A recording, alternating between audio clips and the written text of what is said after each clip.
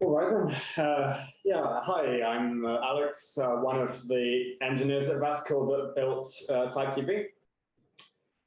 And so I'm going to talk about building a client interface for TypeDB. What we'll do is we'll walk through the code base of client Java, have a look at its overall architecture. And by the way, if Java isn't your primary language, then don't worry. The code is designed to look the same in all languages, and I'll discuss the nuances of the others as well as we go through. Because the goal is that anyone watching is going to gain a better understanding of how the clients work and would be able to build their own for whatever language they choose. So let's get an overview of our current clients. We have 3 official client drivers for Python, Java, and NodeJS. We also have a number of community-developed client drivers, and in fact, the Julia client, TypeDB Client.jl, was completed only yesterday. And is passing all of our behavior-driven tests. So massive shout out to the humans of Julia team who worked tirelessly to make that possible. By the way, Alex, sorry to interrupt. I think there's some audio coming from your computer. Just a video, I think it's YouTube. Do you hear that? Oh, yeah, there's something. Maybe we just need your... Oh. There's a YouTube video playing. Oh, you're on YouTube there. That's right. There we go. Okay. What's that? Ah, my bad. Where were we? Yeah, so the TypeDB Client.jl is a complete working client in the Julia language. We also have Client Go in development by Charlie Sins. There's .NET, Ruby, Rust clients in development as well. And I'm sure there'll be plenty more to come. The only question is, what comes next? And that's what I want to help everyone to be able to build today. So let's move on to what the structure of an application that uses TypeDB looks like. At the high level, you have a database server running TypeDB. You have an application that wants to query said database server. This is where the TypeDB client driver sits in. To interface with it, you use a client.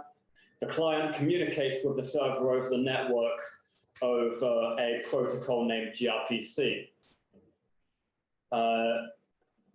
What exactly is gRPC? Well, it is a modern high-performance open source universal RPC framework. And where it stands in our architecture, it's essentially, you can see it as a drop-in replacement for HTTP, REST APIs, and so on. It's just a protocol by which client-to-server communications are made. And if you want to learn more about gRPC, then just pop over to their website at grpc.io. Now, the question is, why do we use it for messaging as opposed to a REST API? The main benefit for us is performance. I've linked a blog post, a really good one, in this slide, which compares gRPC to REST, which describes how REST is a bit faster than gRPC for very, very, very simple calls and when you don't have to do very much. But where gRPC wins out is in its ability to scale. gRPC establishes a long-lasting connection, which makes subsequent calls after the first one much faster, and their payloads are encoded very efficiently using the protocol buffers format. Now, none of these are terribly novel concepts.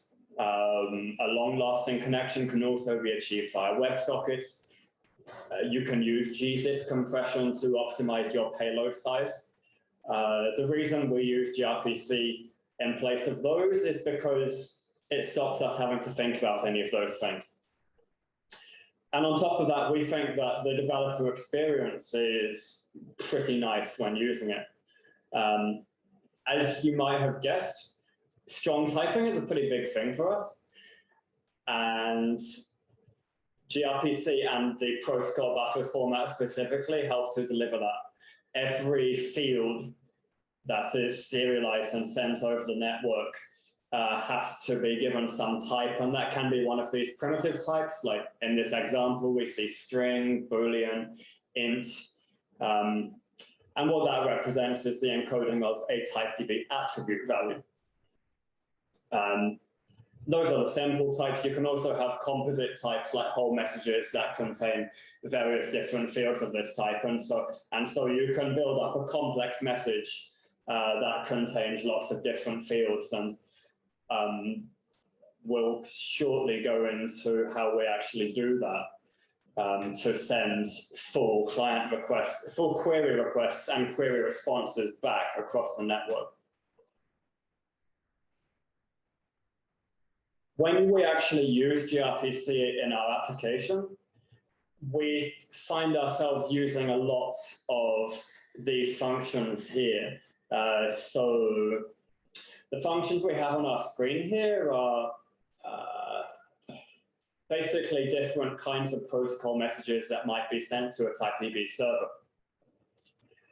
The ones we have here are concept API calls. So for any thing type, you want to be able to get its instances or get its attribute ownerships.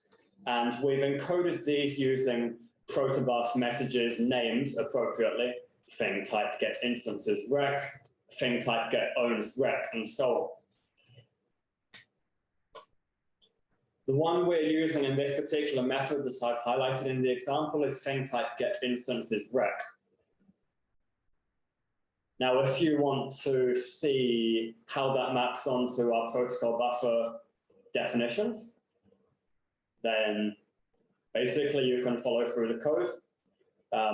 We have a mapping from client Java on the top. The code from client Java is on the top. The code from the TypeDB server is on the bottom.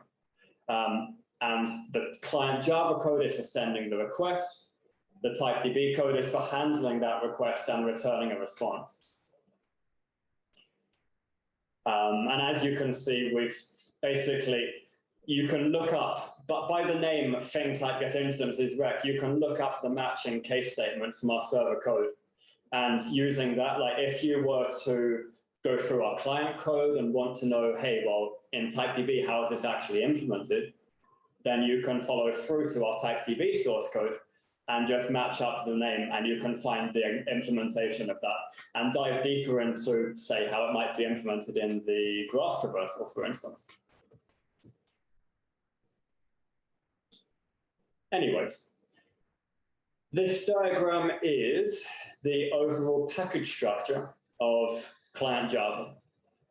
And not just client Java, in fact, all of our official clients, and I believe the Julia client as well, have been structured in this same way. This tree approach, which we try to divide every bit of functionality up logically in terms of where it sits in the overall architecture of the client. So at the top, we have the root package, which is labeled client Java, and that contains the entry point, typedb.core client. In the bottom left, we have API. API contains interfaces for the whole code base. So if you're using Java, Python, or TypeScript, then you can find all of the interfaces here, or all of the types of all of the objects that you might use in an application that uses a TypeDB client. And everything outside of that is implementation. Concept for concept API calls, logic for reasoner, query for making TypeSQL queries, and so on. Now, there's a lot of packages, so a natural question to ask might be, well, where the hell do we get started if we actually want to build a client from scratch? I think a meaningful first objective is actually at a slightly lower level than all this.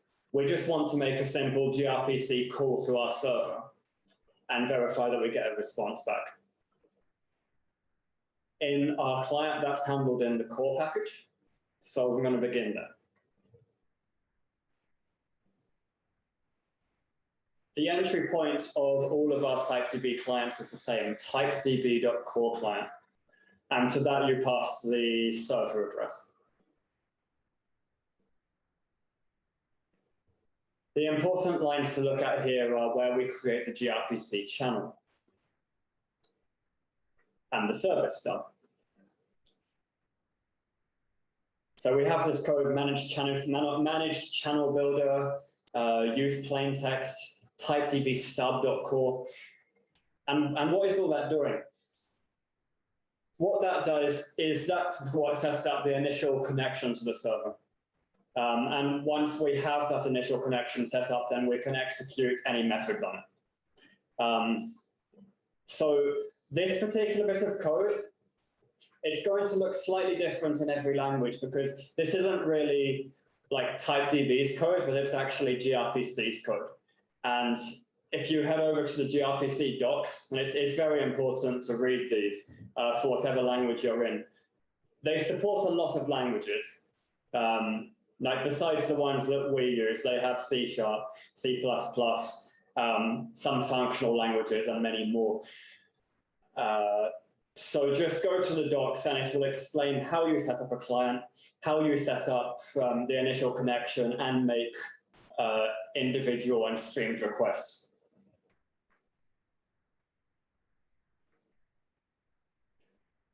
So once you've managed to successfully make that connection, then we need to start making RPC calls over it. So let's do our first bit of actual TypeDB functionality, which is database management. The basic database operations in TypeDB are getting a database by name, checking if the database exists, creating one, and fetching all of them.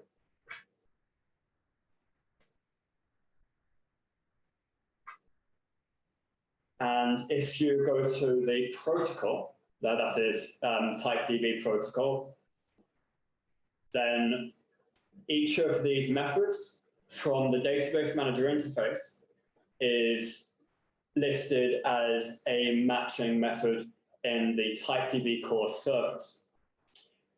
The TypeDB core service is basically the thing that we created just earlier. We got a TypeDB core stub, and that TypeDB core stub means essentially the connection that we've set up with the TypeDB core service. The fact that it's named TypeDB core is akin to the service name in the protocol definition.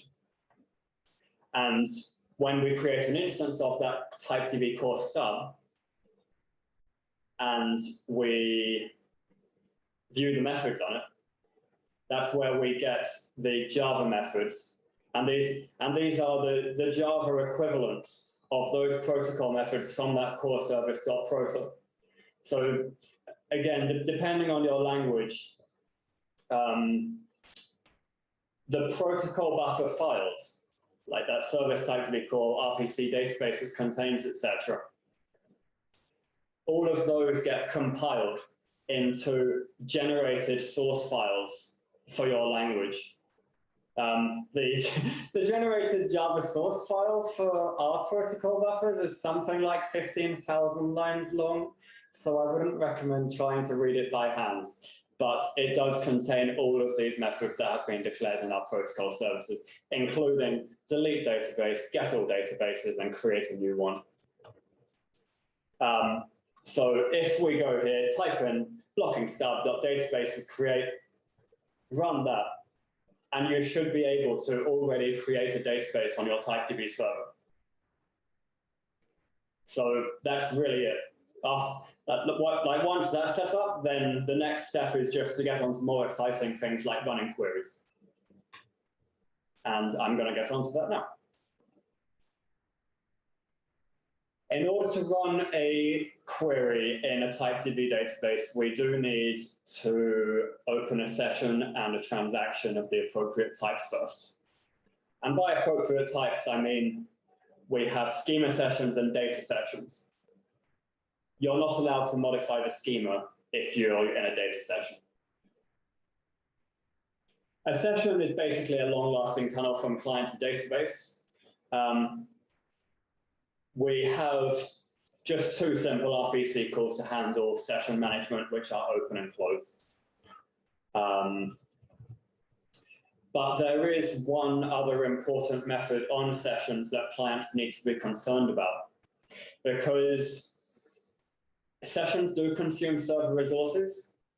Schema sessions in particular will actually hold a lock over the database, and you won't be allowed to open a data transaction if you have a schema session open, because that's to preserve the integrity. We wouldn't want someone to be doing a query in the middle of the database schema getting updated. The thing about that is it means that it's really important for the database server to know if a schema session has actually been disconnected, or if the client has disconnected, say. And we do that by using a pulse mechanism. So besides open and close, there's also this third message in the TypeDB core service called session pulse. So a TypeDB session should send a pulse every 5 seconds to the server using this session pulse message. And all that does is it informs the server that the session is still alive. If no pulse is received in 10 seconds, then the server will time out the session, freeing up its resources for use elsewhere. Once we've got that session open, we can open a transaction. Transaction is responsible for doing I/O operations on a database. And the implementation of transaction is a little bit more involved than that for session. It's not just single RPCs anymore. We use what's known as a bidirectional streaming RPC. Bidirectional stream is akin to WebSockets, for anyone who's familiar with WebSockets. It's a long-lasting tunnel that allows the client and server to both talk to each other, as if it were, say, a chat app in a website. It's important to note that a client can have multiple sessions open in parallel, and the session can have many transactions, and each transaction can even run multiple queries in parallel. So all clients need to be set up to support this structure. Let's have a look at what goes on inside this transaction bidirectional stream. In our bidirectional stream, the client and server are both capable of sending messages to each other. But as in any client-server application, it's always the client that initiates connections. And at the beginning of a bidirectional stream, the client sends a message to the server, which we call open.rec. Open.rec is defined in the TypeDB protocol, along with all of the other messages that can be sent from a client to a server. And I believe it lives in a file named transaction.proto. So we've just organized all of the top-level transaction messages into transaction.proto. And the individual message, and you remember that protobuf allows you to nest messages inside each other. So these top-level transaction proto messages, inside them, they contain different kinds of messages such as queries, concept API calls, and so on. And these are divided into their own proto files called query proto and concept proto. As for the name .rec, this is a convention of ours. Every client request is suffixed with .rec, and every server response is suffixed with .res, with the same name as the incoming client message. Open.res is not interesting. All it does, it's an empty message that confirms the transaction was open. But once we've got OpenRes, we're free to send any other message we want. So some examples, we can do typeql define, the concept API call create entity type. We can get a thing by IID. And finally, at the end of all of that, we can commit. Committing a transaction ends the stream. Regardless of whether the commit is successful or a failure, the server will always close the transaction. And to signify that it has closed the transaction, first it sends a commit response, and secondly, it actually closes the stream. So the stream closure is generally going to be picked up by an event listening model. In all of the implementations of gRPC that I've seen, when you set up a transaction stream, it returns an object that exposes various events like on message, on error, and on close. So when the server terminates the stream, that's going to trigger an on-close event listener. So in your client application, you can listen to that and use it to say, okay, transaction has been closed remotely. Now, in the diagram that I have displayed here, we're performing each request and response synchronously. That is, we wait for the open res to come through before we send the define rec. We wait for the define res to come through before we send the type create rec and so on. And it works, but it's not efficient. If the server's in a different continent or for whatever reason you have high network latency, then each one of these calls is a network round trip, and that can be like 150 milliseconds or more, which in a high performance application is obviously not acceptable. And what we've done to mitigate that is we support an asynchronous request response model. So see the difference here. We don't wait for define res to come back before we send type create rec. In fact, what the client does is we send define rec, then type create rec, then get thing rec, and we're not waiting for any of those responses to come through from the server. And these are all guaranteed to be received by the server in the same order that they were sent by the client. That's an invariant of gRPC. Using that approach, it means that we can effectively hide the network latency, that the latency doesn't need to be a concern for us anymore.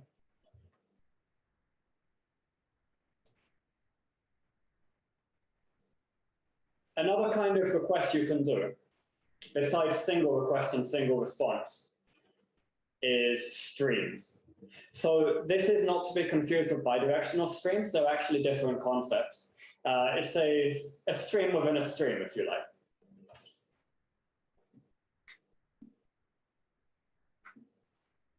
So we only send one match request, but the server responds with many answers. To signify that these are just parts of a response, we call them res part. And the reason why we've broken it up into these parts is because the full response of a TypeQL match query could be enormous. A match query could return 1,000 responses or 1 million or 1 billion responses. Not only would that be way too big to fit in a single gRPC message, but it would also be inefficient because the client might not actually need all of those answers. They might exit early after a few.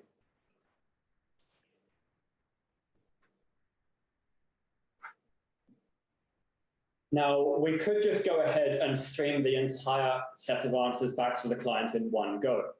But as I just said, they might not need one of those. Suppose they're matching by a particular predicate and they're going to exit early when that predicate is matched. It's matched. It's completely wasteful for us to, it drains too much server resource, too much network resource to just send all of the answers all the time. So we only actually automatically return answers up to a certain limit. And that limit we call the prefetch. At the end of the prefetch, the server sends a special message called continue. When the client receives continue, it has to decide what to do with it. The client can either say, okay, actually, I don't need any more answers, so I'm just going to close. Or it can say, no, I do need more answers. And if it needs more answers, then it responds with a special request message called stream.rec. And stream.rec indicates to the server, yes, I do want more answers, keep going. In this diagram, it's got to the end of the second batch, and it sent a special message called done, which means there are no more answers.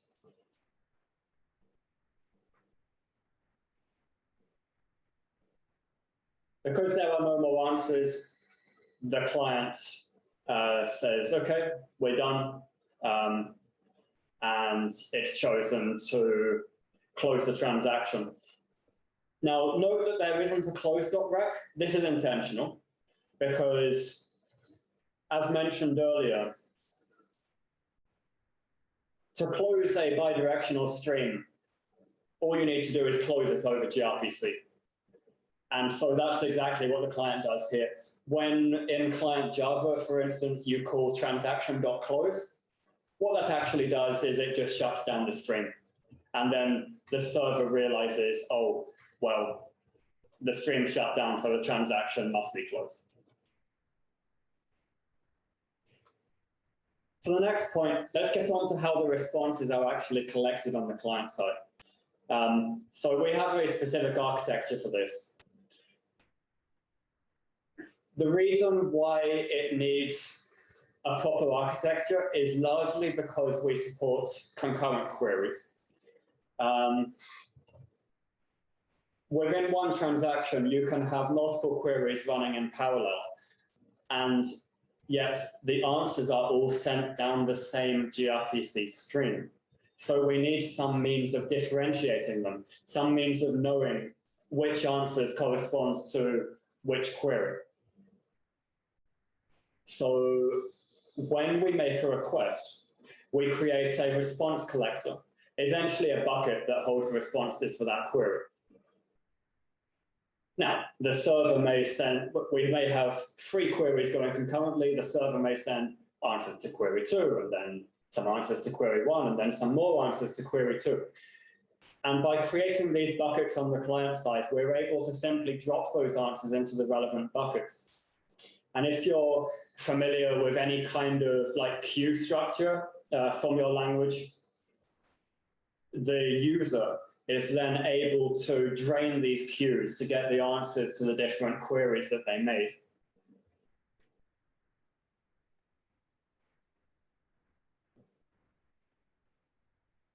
We have had to make a couple of optimizations in order to get around some of gRPC's limitations. One of the things we discovered in particular during our benchmarks was that we had a performance bottleneck in the delivery of messages. gRPC is only capable of sending so many messages in any given time frame. It's kind of comparable to a bridge. If you have a bridge and you want to transport the greatest number of people across it, it's not very efficient to pack them into individual cars. And it's more efficient if they're in buses. So when the client issues requests, and one of the key use cases for this, by the way, I should mention, is for doing the initial load of data into a database. It's a very common case that you're setting up a database for the first time and you're loading from, say, a CSV document or migrating from SQL. And you have millions and millions of rows to load in. And naturally, you're going to want to do that using millions of TypeQL insert queries. And these will go into individual messages, and we need to get those messages through to the server as quickly as possible. So instead of sending them as individuals, we batch them. And we have this high-level client message. And the client message can contain many request messages. And the request message in this case could be, do this TypeQL insert query with this query string. We look at the internals of what they actually contain. The payload of a transaction message typically consists of TypeQL queries and/or concept API methods. The overall structure I was just discussing is as above. Transaction.client, client contains many requests, and this is actually the full list of the different request types that we had. So we saw open.rec earlier, which is to open a transaction, stream.rec, which is that special message saying, yes, I want more answers. So if we pop into the specific case of a TypeQL insert query, we have query manager.rec, and query manager.rec contains the different TypeQL query types, define, undefined, match, and so on. And each of these recs, it just contains a single field. So this is it. From top to bottom, the overall structure of a message that a client sends to a server during a transaction.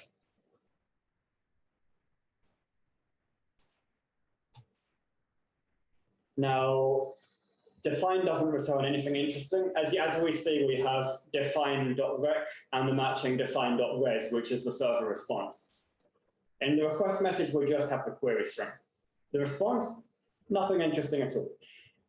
If the server sends a response at all, as opposed to an error, then that just means, yeah, this define has been executed successfully. Match is more interesting.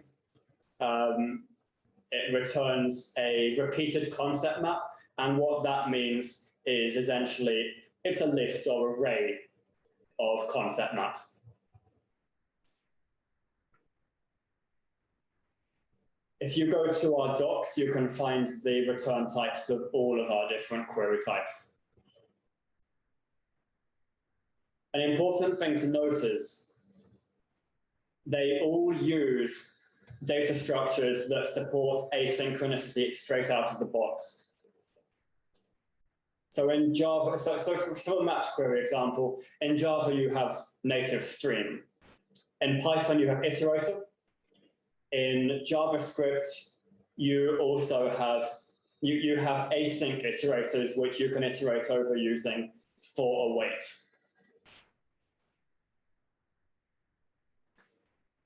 When writing your own client, though, you should just choose whatever data structure is most natural for it.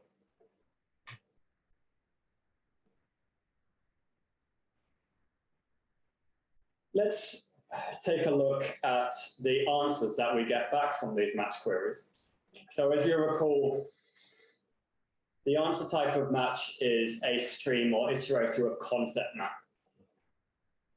A concept map contains concepts, and a concept can be any of the top level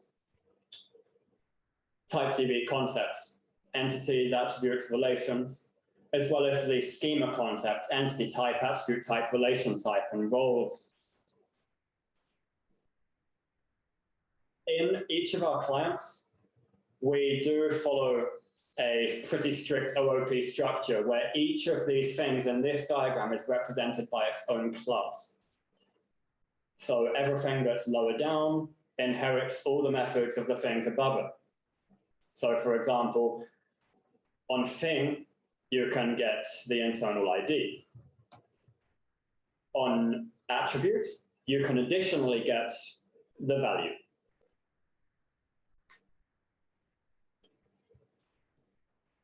One important use case of the concept API is TypeDB's visualizer, TypeDB Workspace.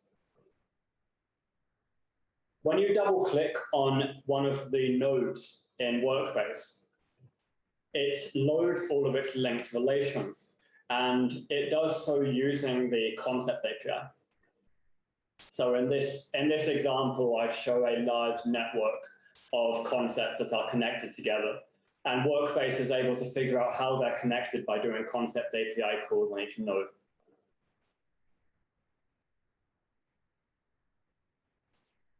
I'm going to run through some notes on the implementation of the concept API.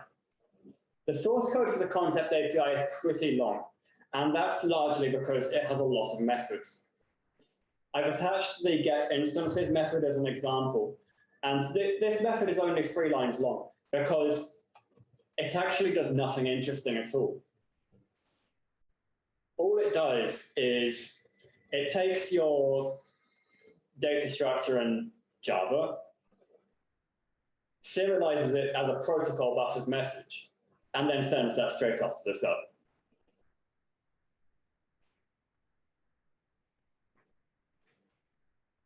GetInstances is an example of a streamed concept method. There are other kinds of concept methods that return single responses. For example, getSuperType is always going to just return a single response, so that's not a stream.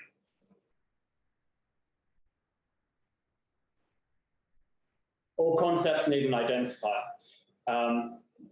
The main thing actually that distinguishes things from types from a TypeDB client point of view is how they're identified. Things are identified by the internal ID and types by label.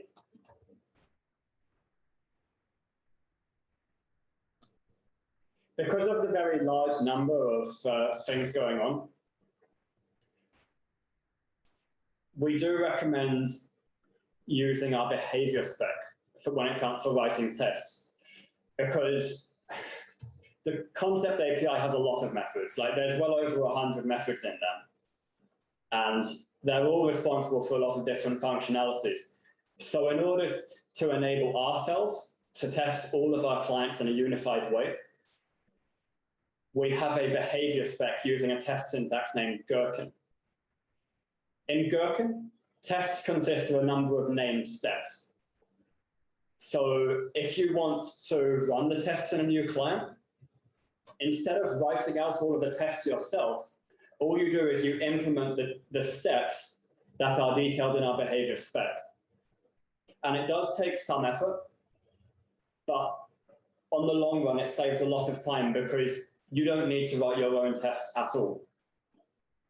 Only functions that implement these common steps.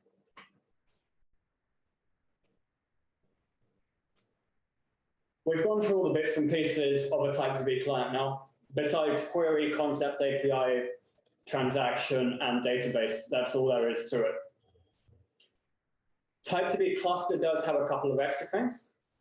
Being a distributed database system designed for high availability,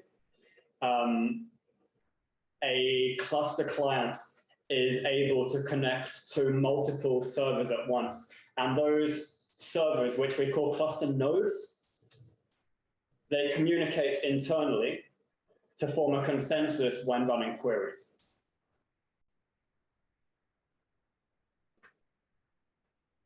What that means is that if one of the cluster nodes goes down, then we still have the rest of the nodes standing.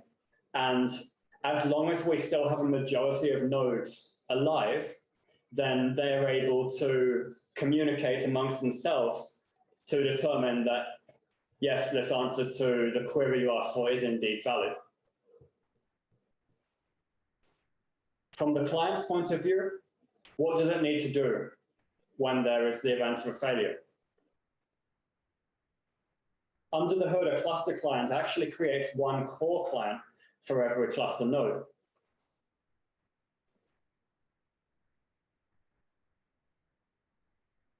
If it detects that the cluster node that it was communicating to has gone down, then we simply fail over. We go through the other core clients, and as soon as we find one that is able to communicate to its server, we make the communication.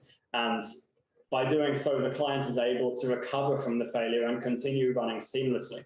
So in the event of a failure, basically, the user shouldn't even notice that there was a failure because it will be picked up very, very quickly.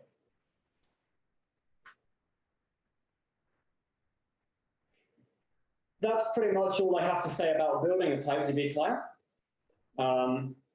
I hope that you're armed with all the knowledge you would need to build your very own one now. But I am going to talk about one more thing before we go, which is some of the optimizations that a client does under the hood for the purposes of network performance. Because we already touched on that earlier. The fact that we can make requests asynchronously, fire them all off and get them processed in the same order, that's already one major optimization done for the sake of performance over a network. There are a couple of others that client implementers should know about. We'll take a simple example to show why this is necessary. We'll make two simple calls in the following conditions. Network latency of 100 milliseconds, 10 milliseconds for the client to construct a call, and let's say that the server needs 20 milliseconds in order to process a call, and we're not going to have concurrency. So here's roughly how it would go. The client takes 10 milliseconds to construct a request and another 50 milliseconds to send it over the network. So the server receives request number 1 at 60 milliseconds. Then it takes 20 milliseconds to process it and 50 milliseconds to send the response over the network. So remember that we're assuming the network latency is 50 milliseconds in each direction. The client now has received its response in 130 milliseconds, and that then repeats for request 2. Let's have a look at what benefits we gain with the async model. We still need 10 milliseconds to construct the first request, but we can begin constructing the second request as soon as we're done constructing the first one. So we start doing that at 10 milliseconds in, which means that the server ends up receiving request 2 at 70 milliseconds. Now, the server actually needs 20 milliseconds to process a call, and we know that it received request 1 at 60. So effectively, it's only able to actually start working on request 2 at 80 milliseconds. But once it's started, it finishes working on that at 100, and it's finished sending the response to the client at 150. So the overall runtime was 150 milliseconds. So we've saved a huge amount of time simply by supporting asynchronous calls. So that's the benefit of asynchronicity. Now let's take a specific look at streamed responses, because this is a bit of a different beast. As I mentioned earlier, we limit the amount of responses that are automatically streamed back to the client using a parameter known as the prefetch size. In this example, we're going to stream 10,000 answers from server to a client. And just to keep the numbers simple, I'm going to assume each message only has 1 answer on it. Now, the default prefetch size that we've configured in TypeDB is 50. Let's have a look at the numbers. After every 50th answer, the server now has to send a continue message to the client. That means that the server has to send a total of 10,200 messages in order to stream 10,000 answers. Also, if the client is using some kind of early exit, such as a predicate, then it may discard some of the messages that were sent.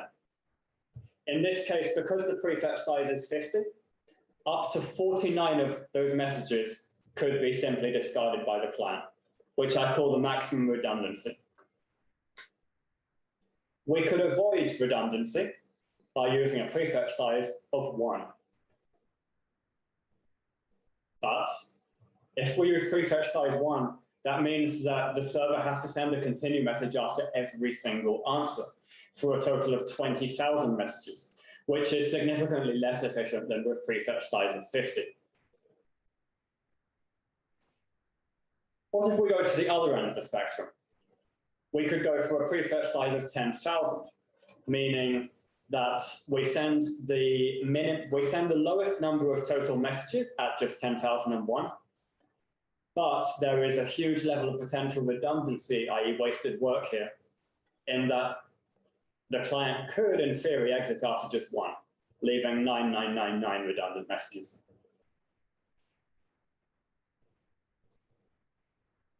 One last case, the timing of an answer stream.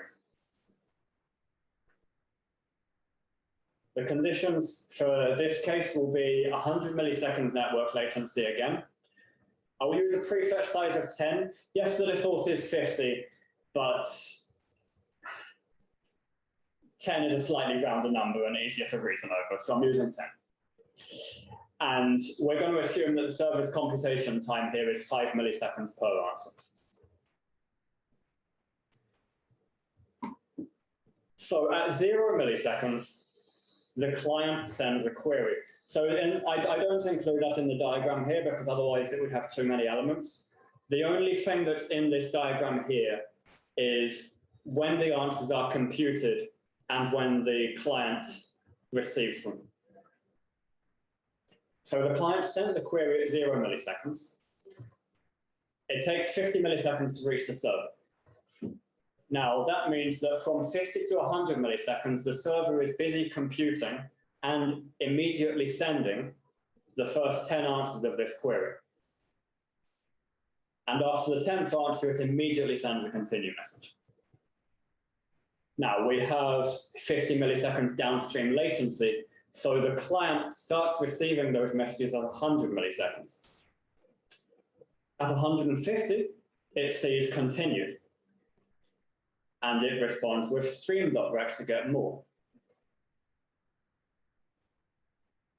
Again, we have 50 milliseconds latency, so that means the server will only pick that up at 200, and it will continue computing. And this is just going to repeat until eventually we get all the answers, which will finish at 750 milliseconds in.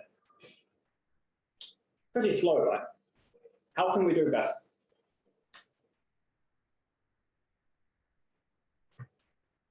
The problem here is we have large gaps where work isn't being done. We want the server to be working all the time. But if you look at the server row at the moment, there are large gaps where the server actually isn't doing any work at all. We weren't able to get the server to do that work because we've set up a prefetch size, which means that it's only going to work for a certain amount of time before it says, right, I'm not doing any more. The client, you need to tell me if I'm going to do more. And guess what? If we used a much higher prefetch size, then it wouldn't have those gaps. But we don't want to do that because of what we said before, that you end up with a lot of redundant messages if you do that. So how can we minimize this problem while also ensuring that we do get the best performance? Instead of stopping at the end of the prefetch, why not just get the server to keep on going? And the amount of time that the server should keep on going for. We don't know how many answers it should compute because actually we don't know how long it takes to compute each answer. They're often quite variable. Some answers are harder to find than others. The size is therefore not based on number of answers, but actually on time. Specifically, the user's network latency worth of time. So what we do is when we open a transaction, we measure the user's network latency, and we send that off to the server. And once the server knows the latency, it's able to compensate for it. So in this example, we have latency of 100 milliseconds. So the server is now operating with latency compensation of 100 milliseconds.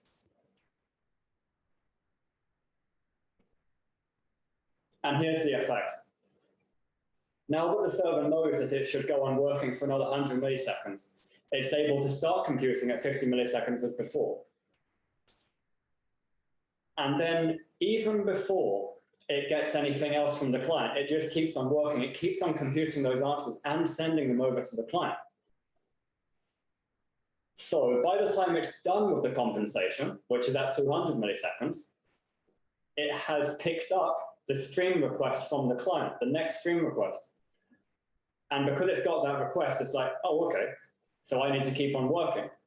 And it computes the next batch of answers 31 to 40. Once it gets to 40, we trigger the compensation period again and keep on going. And it gets to answer 50 at just 300 milliseconds. Because of our 50 milliseconds latency, that means the client gets that last answer at 350. So we've saved over half the time in just this simple example. And in real world examples, the saving can be orders of magnitude. What we've basically built is a predictive system. The server guesses that the client is going to request more answers, and it ensures that they have arrived even before it knows that the client actually requested them. Pretty cool, right? So that's it. That's all I have to say about the TypeDB client server architecture. Thank you very much for watching. Please do join us on Discord if you haven't already. And one talk that you guys may also be interested in, one of our community members, Mark, from the Humans of Julia team, did a talk at Orbit about the building of the Julia client. And like I did back at Orbit, I would like again to shout out to him and the whole Humans of Julia community, because they've been a pleasure to work with on producing that client, and they heavily inspired the creation of this talk as well. So thanks again, and thank you all for watching.